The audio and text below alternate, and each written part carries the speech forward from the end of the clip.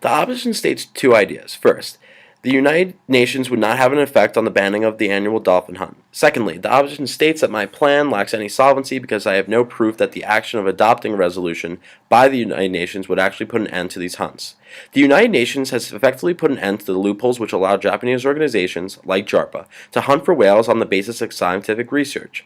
Along with this, Tokyo has recently called off a planned whale hunt in Antarctica following the International Court of Justice's ruling that whale hunters can no longer take advantage of the scientific loophole in the 1986 global moratorium that allowed Japan to conduct lethal research on the mammals. So to say that the United Nations will not have a similar effect on the banning of dolphin hunts does not seem like a feasible conclusion.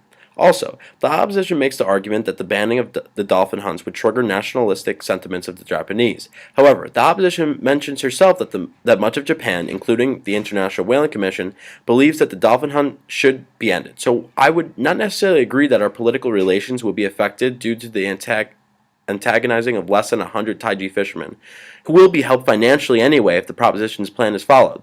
Along with this, the accusation that the Taiji fishermen may respond to the resolution by slaughtering more dolphins has no solvency, as following the ban to whale hunts did not increase the slaughtering of whales, and the opposition does not provide evidence of any types of retaliations in her opening speech. Next, the decision of the United Nations is not meant to condemn one city of Taiji, or any of Japan for that matter. The regulation will set a standard that the United Nations will no longer stand by and watch the slaughtering and exploitation of these beloved mammals and other marine creatures go unanswered. Next, the examples of activism brought up by the opposition may help those responsible for the slaughtering of these dolphins understand the gravity of their actions. However, there is already a sufficient amount of knowledge about the effects of these dolphin hunts.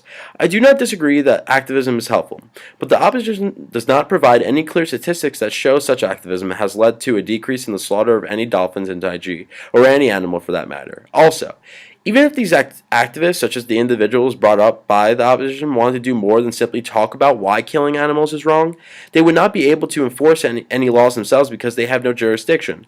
Also, when these activists do want their beliefs to go into law, they look for assistance from organizations that do have jurisdiction and resources to fight these injustices, such as the United Nations. According to the Better World campaign, an activist group, the United Nations should be taken advantage of in order to preserve peace in society. The opposition's argument fails to address my point, which is that the end to the Taiji dolphin hunt would have a devastating economic effect on the lives of Taiji fishermen.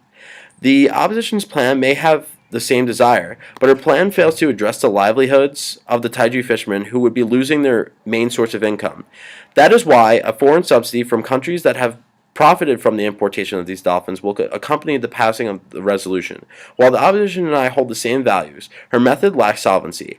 Activists are not able to prevent individuals from legally slaughtering animals, but the United Nations can put an end to the regulations which permit it. Along with this, the opposition fails to take the lives of the Taiji fishermen who may otherwise become destitute without financial assistance following the ban on dolphin hunting.